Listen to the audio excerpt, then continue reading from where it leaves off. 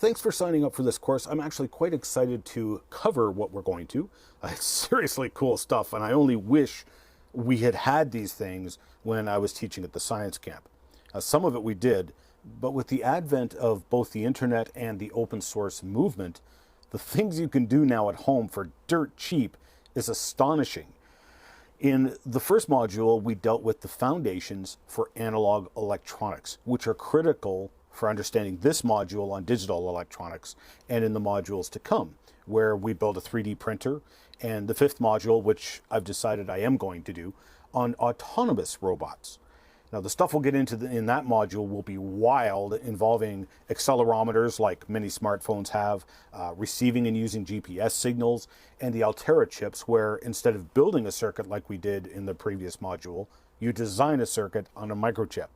But I digress. First things first, we need to get an understanding in digital electronics. So just what is digital electronics? Why should we care? Why is digital so important? Let's say I'm trying to send you a signal with a wire. You're down at the garage, which is about 150 feet from the house, and we're conducting some kind of experiment involving water flow. I have a variable voltage supply in the house connected to that wire, and you have a voltmeter gauge on your end of the wire. We simply agree upon the communication. 1 volt means you need to run the water pump at 1 gallon per minute. 2 volts means 2 gallons per minute, 3 volts means 3 gallons, etc. So on my end of my experiment, I need more flow. So I crank up the voltage on the signal wire to 4 volts. However, because the wire is so long, there's that nasty voltage drop we talked about in the first module. Your voltmeter gauge actually only reads 2.5 volts. So you're down there going, huh? Does he want 2 gallons per minute or 3 gallons per minute? Meanwhile, I'm actually requesting 4 gallons per minute. So to solve this, we change our agreed upon method of communication. I send 4 pulses of voltage, which means I need 4 gallons per minute of flow. It doesn't matter what voltage you see on the gauge. You are simply looking at whether or not the gauge is 0 volts or some positive voltage, what we call a high signal. This is digital communication. Analog means the signal is infinitely variable. The voltage can be anything between, say, 0 and 10 volts. It could be 6.324 volts, or it could be exactly 2 volts. It's analog. With digital, it's either all or nothing. A high voltage or 0 volts. On or off. There is nothing in between. In the early days of telecommunication, the inventors of the telegraph figured out this problem and solution real quick. Instead of trying to communicate with varying voltages, they instead communicated using pulses of electricity. A guy by the name of Samuel Morse invented a pattern of pulses which represented all of the letters of the English alphabet as well as all of the numbers. This became known as the Morse code. The timing of pulses became a critical part of the code.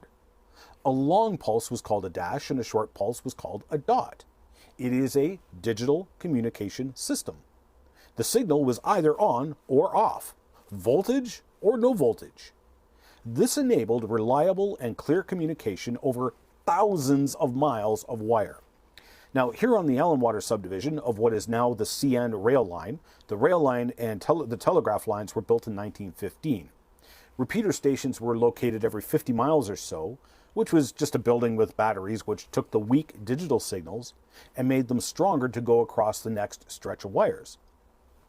In fact, the facsimile machine, better known as the fax machine, you know, that machine which can scan pages and pictures and print them out on another fax machine on the other side of the country.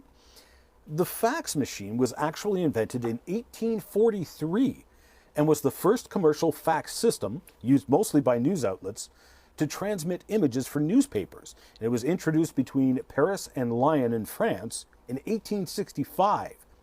It used the telegraph system to transmit faxes, 11 years before the invention of the telephone and 21 years before radio waves were discovered and used for telegraphs.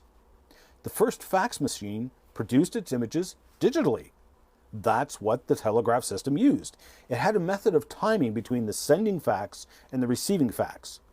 The receiving fax would move along the page and print a dot if there was a voltage, and no dot if there was none.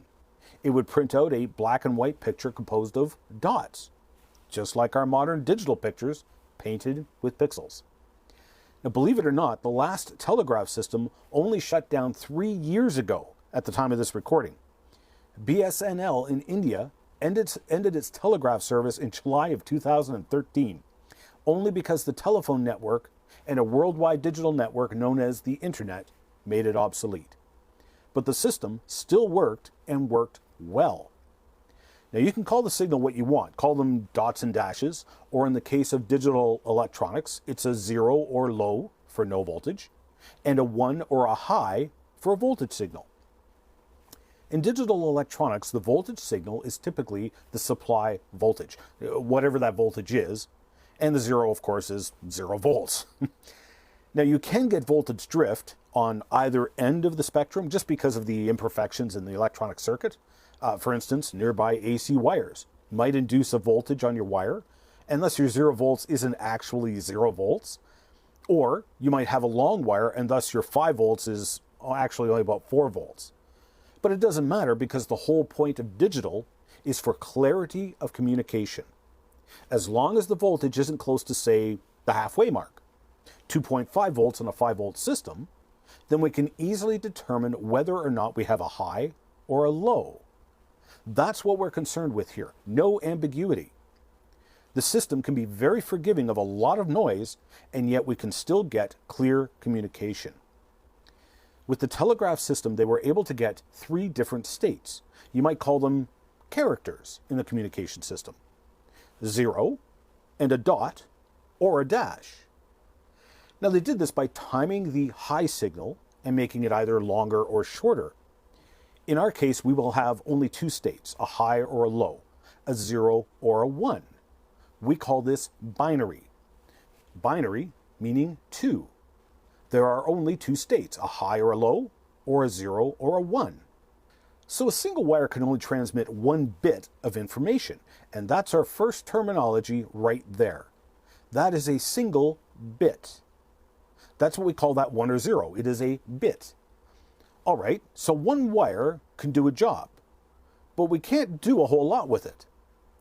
In the next lesson, we'll look at the different ways we can communicate more information digitally.